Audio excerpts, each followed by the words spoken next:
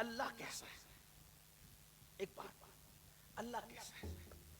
کچھ لوگ یہ سمجھتے ہیں کہ اللہ ہر وقت، لوگ ایسا سمجھتے ہیں، میں نہیں کہہ رہا ہوں، لوگوں کے جملے پیش کرو، میں نہیں، میں نقل کر رہا ہوں سے، کہ اللہ ہر وقت جلال میں ہے، غصے میں ہے، اور وہ لوگوں کو مارنا پیٹنا چاہتا ہے، عذاب دینا چاہتا ہے.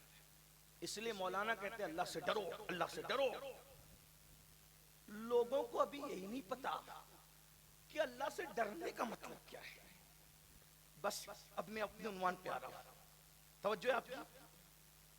کچھ لوگ یہ سمجھ رہے ہیں کہ مسلمانوں کا اللہ وہ ہے جو ہر وقت کوڑا لے کر اور عذاب کا چابک لے کر اپنے بندوں کی پیٹ پر، بس اب تجھے ماروں گا، ابھی تو بس. لوگوں نے ایسا بنا دیا، تصور بنا دیا.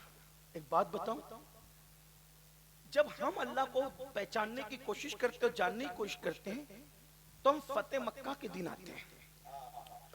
فتح مکہ کے دن اس کا بندہ جو عبدہو ہے، سمجھ میں آئی بات؟ جی جی عبدہو کوئی نہیں ہے.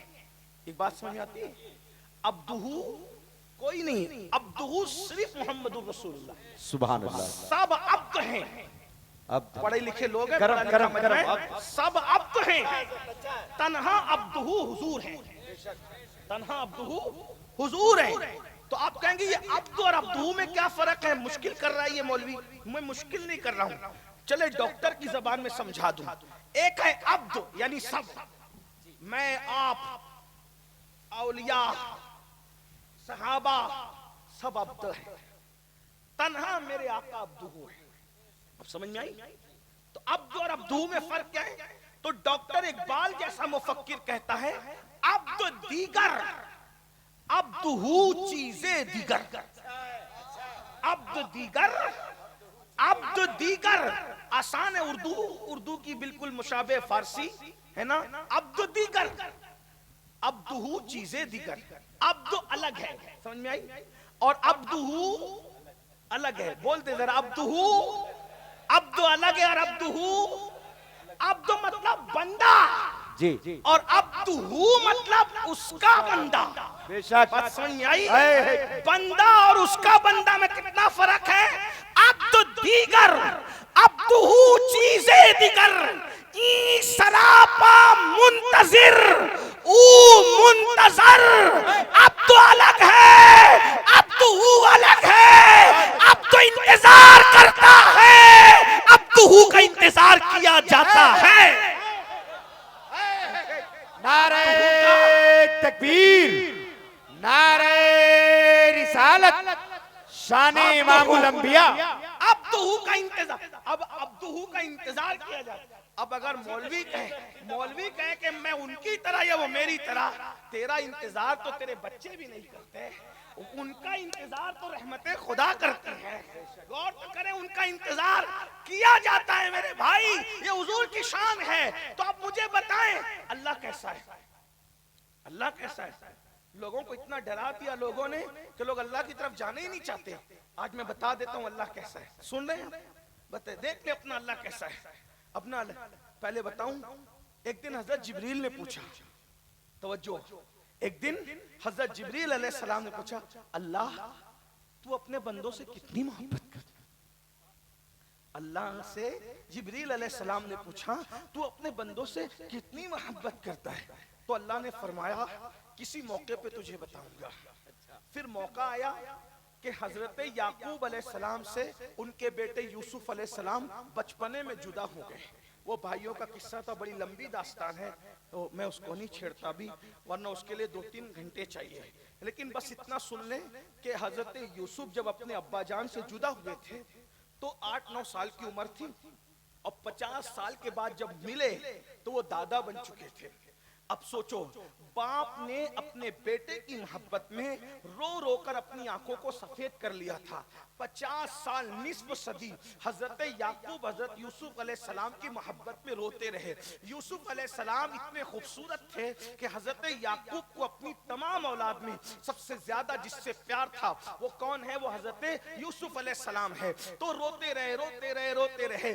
بالآخر 50 سال کے بعد حضرت یعقوب اور یوسف علیہ السلام अलैहिस्सलाम की मुलाकात होनी थी। यूसुफ अलैहिस्सलाम मिल गए, याकूब अलैहिस्सलाम बेटे से मिलने गए, यूसुफ अलैहिस्सलाम बाप से मिलने आए तो फरिश्तों ने कहा मौला 50 साल तक तेरा बंदा याकूब बेटे के इश्क में रोता रहा, मोहब्बत में रोता रहा, अब बाप बेटे 50 साल के बाद मिलेंगे तो मंजर कैसा होगा, हाल कैसा होगा, हम वो मंजर देखना चाहते हैं। तो फरिश्तों को अल्लाह ने कहा जाओ और जमा हो जाओ और वो मंजर देखो कि बाप बेटे एक दूसरे से कैसे मिलते हैं। तो हजरत याकूब ने 50 साल के बाद जब अपने बेटे यूसुफ को देखा तो इतना रोए कि चीख मार के बेहोश हो गए और बेटे की गोद में आ गए। अल्लाह अकबर। हजरत जिब्रील की चीखें निकली, फरिश्तों की चीखें निकली और ज्यों कहा जिब्रील ने मौला ये याकूब अपने बेटे यूसुफ से कितनी मोहब्बत करता है, कोई किसी से इतनी मोहब्बत कर नहीं सकता। तो जब हजरत जिब्रील ने यूं कहा तो रहमत खुदा ने पुकार के कहा ओ जिब्रील जितना याकूब अपने यूसुफ से मोहब्बत करता है उससे ज्यादा अल्लाह अपने बंदों से मोहब्बत करता है। जिंदाबाद।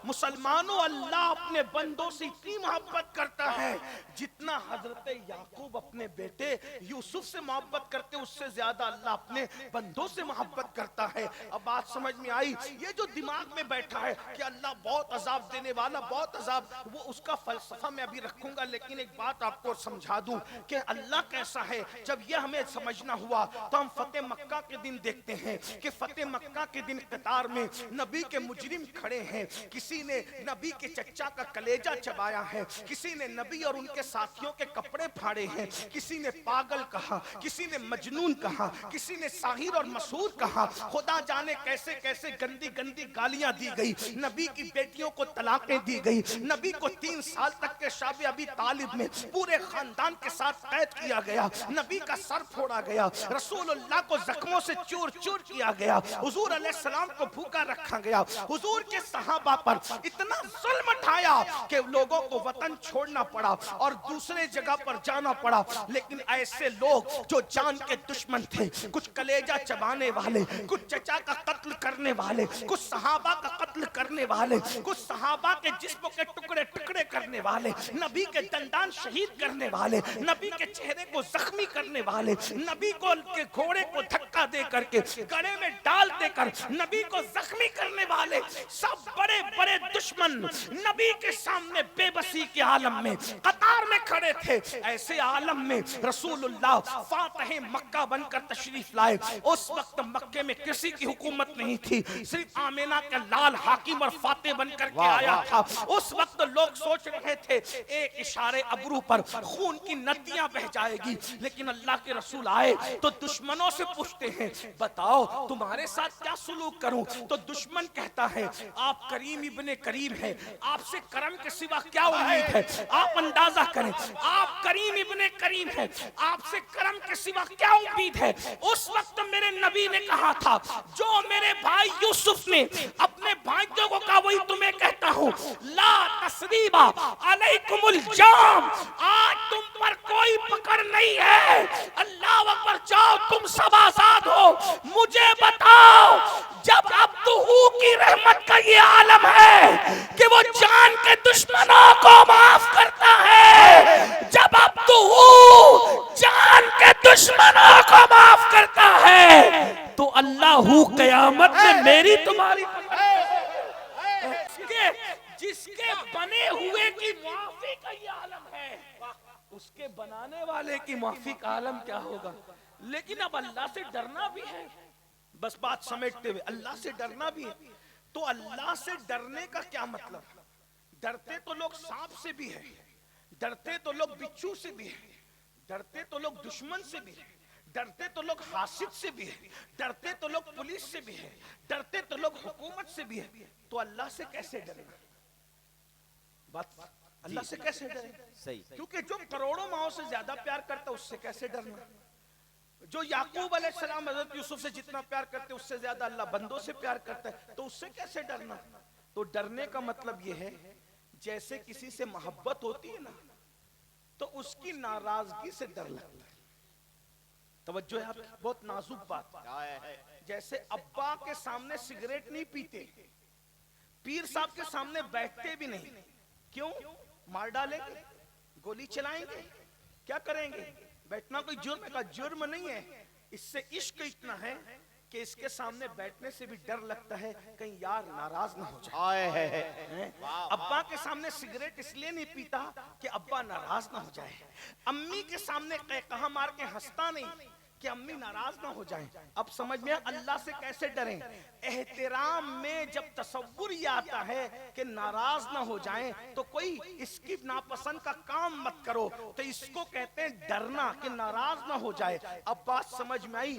اللہ سے ایسے ڈرو کہ محبت میں یہ تصور آ جائے کہ میرا رب مجھ سے ناراض نہ ہو جائے. کیونکہ کروڑوں عذاب میرے لیے اتنا مشکل نہیں ہے جتنا اللہ کی ناراضگی میرے لیے مشکل ہے. ہر درد سہ سکتا ہوں مگر یار کی ناراضگی نہیں. آپ جب جانتے ہیں جب نبی پر طائف میں پتھر برسے نا، پتھر برسے اور حضور لہو لہان ہو گئے، خون سے نالین بھر گئی، تو حضور نے عرض کی مولا تو نے مجھے کن کے حوالے کر دیا؟ کہیں تو مجھ سے ناراض تو نہیں ہے؟ اس کے بعد جواب ہے محبوب ہم تم سے کبھی ناراض نہیں. تو پھر عرض کرتے ہیں اگر تم مجھ سے راضی ہے تو مجھے ہر ستم سہنا گوارا ہے. یار راضی ہے مطلب ہر ظلم سہنا گوارا، ہر ستم سہنا گوارا. اب میرے بھائیوں، جس کو جس سے پیار ہوتا ہے، جس کو جس سے محبت ہوتی ہے، جس کو جس سے الفت ہوتی ہے، وہ اس سے ڈرتا ہے کہ ناراض نہ ہو جائے. کیوں؟ جب اللہ ناراض ہوتا ہے اور جس سے ناراض ہوتا ہے پھر اللہ اس کو عذاب دیتا ہے، بہت دردناک عذاب. جب ناراض ہوتا ہے تو عذاب دیتا ہے، اور جب پیار کرتا ہے نسلوں کو آباد کرتا ہے. وہ خود فرماتا ہے، اللہ خود فرماتا ہے. توجہ، مشکات شریف کی حدیث کا مفہوم ہے. اللہ فرماتا ہے جب میں تم سے خوش ہوتا ہوں تو میں تمہیں نوازتا ہوں، تمہیں رحمت دیتا ہوں، تمہیں برکت دیتا ہوں، تمہیں خوب نوازتا ہوں، تم سے پیار کرتا ہوں. اور جب تم مجھے ناراض کر دیتے ہو تو پھر میں تم سے ناراض ہوتا ہوں، پھر میں تم پہ لعنت کرتا ہوں، پھر میں تم پر مصیبتیں ڈالتا ہوں. پھر فرمایا میں تم پر بیماریاں مسلط کرتا ہوں. پھر فرمایا اللہ اکبر میں تم پر ظالم حکمراں مسلط کر. مشکات شریف کی حدیث کا مفہوم پیش کر رہا ہوں. میں تم پر ناراض ہوتا ہوں تو ظالم حکمراں مسلط کرتا ہوں، بیماریاں مسلط کرتا ہوں، تکلیفیں مسلط کرتا ہوں، بلائیں مسلط کرتا ہوں. ناراض ہو کر وہ بھی کیوں؟ محبت کی وجہ سے کہ جب تم پر مصیبت آئے گی تو تم پلٹ کر میری ہی طرف آؤ گے نا. اس لیے وہ بھی پیار کی ایک کڑی ہے، وہ بھی محبت کا ایک حصہ ہے. کیونکہ جب تم بیمار پڑو گے، یاد رکھنا، یہ بھی یاد رکھنا، صحت میں آدمی خدا کو ویسے نہیں پکارتا جیسے بیماری میں دل سے پکارتا ہے. غموں خوشیوں میں دعا کا وہ مزہ نہیں آتا جو غموں میں دعا کا مزہ آتا ہے.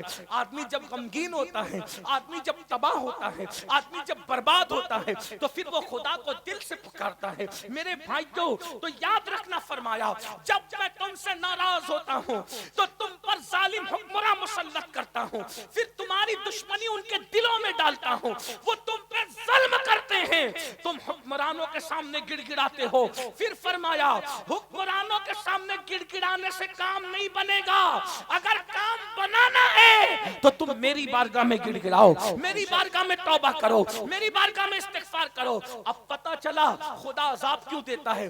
فرماتا ہے، اللہ فرماتا ہے میں تمہیں عذاب دے کر کیا کروں گا اگر تم میرے شکر گزار بندے بنو. میرے بھائیوں یاد رکھنا، اگر خدا کی نافرمانی کرو گے ظالم حکمراں مسلط ہوں گے، بیماریاں آئے گی، تکلیفیں آئے گی، بلائیں. یہ جو تمہارے دل میں خفت ہے نا کہ گناہ کریں گے تو قیامت میں بھگتیں گے، قبر میں بھگتیں گے، جو ہوگا دیکھا جائے گا، نہیں.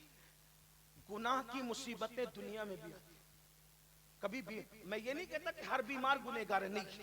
کسی کو اللہ امتحان کے طور پہ بیماری دیتا ہے جیسے ایوب علیہ السلام، اور کسی کو اللہ عذاب کے طور پہ بیماری دیتا ہے. میں اپنے جوانوں سے کہتا ہوں جوانی کے اندر اس کے نشے میں ڈوب کر گناہ کرنے والوں، اللہ جو جوانی دینا جانتا ہے وہ چھیننا بھی جانتا ہے، جو طاقت دینا جانتا ہے وہ چھیننا بھی جانتا ہے. اگر لوگ جوانی کی طاقت اور قوت پا کے خدا کو بھول رہے ہیں تو انہیں یاد ہونا چاہیے کہ اس کا ارشاد ہے اِنَّ بَطْشَ رَبِّكَ لَشَدِيدٌ، تیرے رب کی پکڑ بڑی سخت ہے. اگر آدمی آج دیکھو ہمارے جوانوں کو، اللہ کو بھول گئے جوانی کی طاقت پا کر، لیکن جب جوانی میں کینسر ہوتا ہے پھر توبہ کرتے ہیں، جوانی میں ایڈز ہوتا ہے پھر توبہ کرتے ہیں، بیماریاں آتی ہیں پھر توبہ کرتے ہیں۔ یاد رکھنا یہ جتنی مصیبتیں، قرآن کہتا ہے وَمَا أَصَابَكُم مِّن مُّصِيبَةٍ فَبِمَا كَسَبَتْ أَيْدِيكُمْ، کہ تم پر جو بھی مصیبت آتی ہے وہ تمہارے گناہوں کا نتیجہ ہے۔ بے سکونی کی زندگی گزارنے والوں، بے قراری کی زندگی گزارنے والوں، تم کہتے ہو نا مولانا نرم نرم گدوں پر سکون کی نیند نہیں آتی، اتنا کہتا ہوں اب بھی تمہارے کان نہیں کھلیں گے، اب بھی تم ہوشیار نہیں ہوں گے، اب بھی تم آگاہ نہیں ہوں گے۔ اللہ بتا رہا ہے جب تیرے گھر میں گناہ کی وجہ سے تجھے چین سے سونے نہیں دیتا تو پھر قبر میں تجھے چین سے کیسے سونے دیتا؟ اندازہ کر لو، جب نیند کی گولیاں کھا کر گناہوں کی وجہ سے تمہیں چین کی نیند نہیں آتی تو پھر تم قبر میں چین سے کیسے سو سکتے ہو؟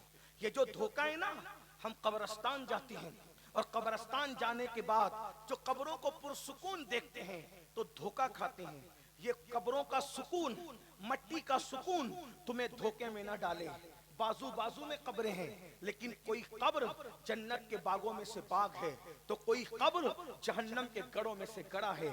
اللہ نے تم پہ چھوڑا ہے، تم کیا چاہتے ہو؟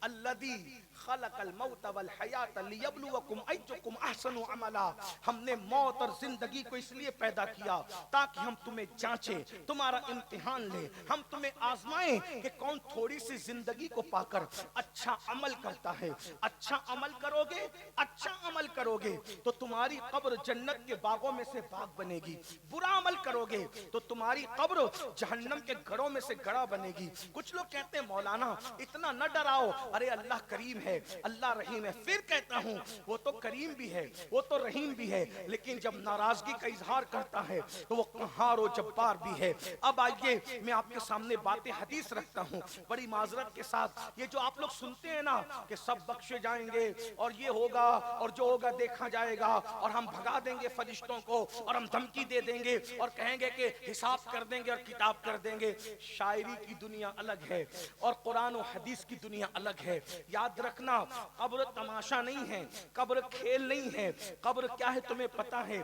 اللہ اکبر، قبر کیا ہے تمہیں پتا ہے؟ شاعروں نے بعض سب کی بات نہیں کرتا یا بعض بے خوف بے عمل مقرروں نے تمہیں اتنا نڈھر کر دیا ہے کہ جب رسول اللہ آئیں گے تو ہم قبروں پہ گر جائیں گے، ہم قدموں پہ گر جائیں گے اور پکڑ لیں گے تو چھوڑیں گے نہیں، اور پھر یہ ہوگا اور پھر وہ ہوگا اور تم مچلتے ہو کودتے ہو، ایسا ہوگا ویسا ہوگا۔ ایک بات میں تمہیں بتاؤں، قبر میں جب حضور آئیں گے یقیناً آئیں گے، لیکن آپ کو بتاؤں میں کیا آپ سامنا کر سکو گے حضور کا؟ میں سامنا کر سکوں گا حضور؟ تھوڑا غور کیجئے، قبر کا منظر رکھتا ہوں۔ قاری مستقیم صاحب مرحوم و مغفور کے اصالِ ثواب کے لیے ان کے بیٹے مقیم انصاری اور ان کے احباب نے محفل رکھی ہے، تو مجھے عنوان انہوں نے دیا قبر کے احوال پر، تو میں پہلی منزل جو قبر کی ہے پہلے وہ آپ کے سامنے رکھتا ہوں۔ یعنی قبر میں حضور آتے ہیں۔ اب آپ حضور آتے ہیں اس کا تصور کر لیں، تھوڑی دیر تصور کر لیں، ذرا غور کر لیں۔ بس کوئی خطابت نہیں، کوئی تقریر نہیں، کوئی واعظ و نصیحت نہیں، یہ صرف اپنے دل کا درد ہے۔ ہوشیار ہونا، غور کرنا، توجہ کرنا۔ میرے بھائی میں اپنی بات بھی کر رہا ہوں، میں کوئی بات نہیں کرتا کہ میں کیا سوچتا ہوں، تنہائی میں یہ سوچ کے میں کیا کرتا ہوں میں اس پہ کوئی بات نہیں کرتا۔ اللہ کی مخلوق میں مجھ سے گرا پڑا کوئی نہیں، مجھ سے بڑا گنہگار کوئی نہیں۔ میں سمجھتا ہوں اگر میں بخشا گیا تو سب بخشے جائیں گے۔ اللہ جب حساب لے گا لے گا، فرشتے جب حساب پوچھیں گے پوچھیں گے، لیکن حضور قبر میں آئیں گے، یہ ہمارا یقین ہے۔ اور اس یقین پر ہم نعرے لگاتے ہیں، نعرے لگانا بھی چاہیے، مجھے کوئی اعتراض نہیں۔ ہم کود رہے ہیں، ہم کو رقص کر رہے ہیں، ورش کر رہے ہیں، حضور آئیں گے قبر میں تو میں قدموں پہ گر جاؤں گا، پکڑ لوں گا، فرشتے کہیں گے ہٹو تو فرشتوں کہوں گا ہٹ جاؤ، نہیں چھوڑتا، وغیرہ وغیرہ آپ جو بھی کہتے ہیں۔ دیکھیے وہ جو کر سکتے ہیں وہ الگ کوالٹی کے لوگ ہیں، غوث پاک غریب نواز جیسے لوگ ہیں، لیکن میں اور آپ کیا واقعی ایسا کر سکیں گے؟ اب تھوڑا میں آپ کی عدالت میں، دلوں کے ضمیروں کی عدالت میں ایک مقدمہ رکھتا ہوں، چیک کرو اپنے آپ کو۔ آپ مجھے بتائیں ہمارے ابا نے ہمیں زنا کرتے دیکھا، ہمارے ابا نے ہمیں چوری کرتے دیکھا، ہمارے ابا نے ہمیں لڑکیوں کے ساتھ پاپ کرتے دیکھا، ہمارے ابا نے ہمیں سود کھاتے دیکھا، ہمارے ابا نے ہمیں جرائم کرتے دیکھا، اور پھر برسوں کے بعد ابا سے ملاقات ہے، مجھے پتا ہے کہ ابا نے زنا کرتے بھی دیکھا ہے، ابا نے چوری کرتے بھی دیکھا ہے، ابا نے پاپ کرتے بھی دیکھا ہے، ہر گناہ کرتے میرے باپ نے مجھے دیکھا ہے، اور برسوں سے باپ سے ملاقات نہیں ہوئی، اور اب ہے کہ ابا سے ملاقات ہوگی، تو بولو اس وقت ایک وفادار بیٹے کے کلیجے کے اندر سے کیسے ہوک اٹھے گی؟ ملاقات سے زیادہ خوشی ڈر اور خوف کی ہوگی۔